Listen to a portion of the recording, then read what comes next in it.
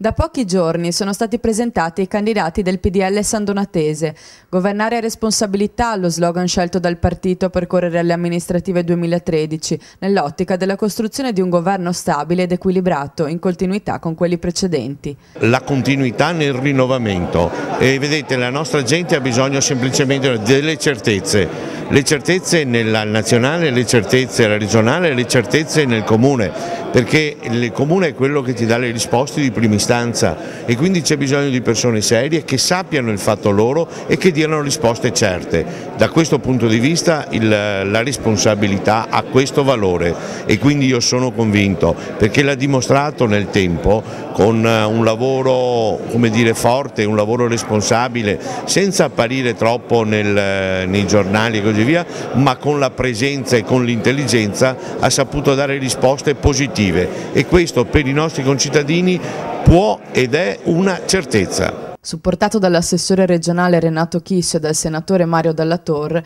il PDL Sandonatese si è presentato ai cittadini con l'auspicio di vincere il primo turno e di istituire un'amministrazione guidata dall'esperienza e dalla conoscenza della macchina amministrativa, un governo all'insegna del rinnovamento e fondato sulle emergenze, tra cui il lavoro e il rilancio dell'imprenditoria locale. Noi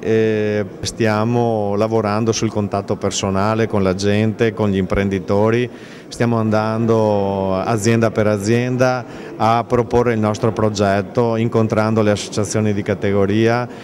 facendo degli incontri nelle frazioni, proprio per illustrare quello che è stato fatto in questi 10 anni e quello che vogliamo fare da qui ai prossimi 10, in una situazione di difficoltà chiaramente, ma è proprio dai momenti di crisi che prende vita, prende corpo lo sviluppo del futuro e su questo noi ci crediamo, pensiamo di avere tutte le carte in regola per poter